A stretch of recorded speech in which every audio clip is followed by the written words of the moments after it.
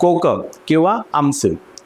आजारपणामुळे तोंडाला चव लागत नसेल तर कोकम साल किंवा आमसूल तोंडाला चव आणते. ह्याचे कोकम सार करून पितात.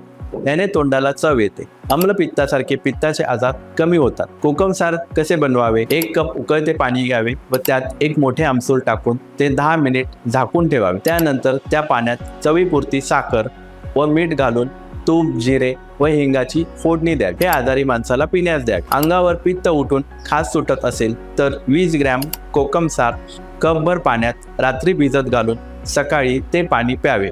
आणि जिथे पित्त उठून खास सुटली असेल तिथे हे पाणी अंगाला लावून गरम पाण्याने आंघोळ करावी.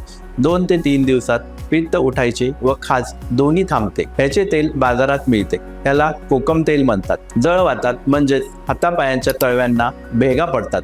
त्यामध्ये हे तेल थोडे गरम करून भेगांना चोळून लावावे. भेगा लवकर भरून येतात. मूळव्याधामध्ये गोडसर दही, आमसुलाची वाटलेली चटणी, साखर मिसळून खावी. मूळव्याधीचा त्रास कमी होतो.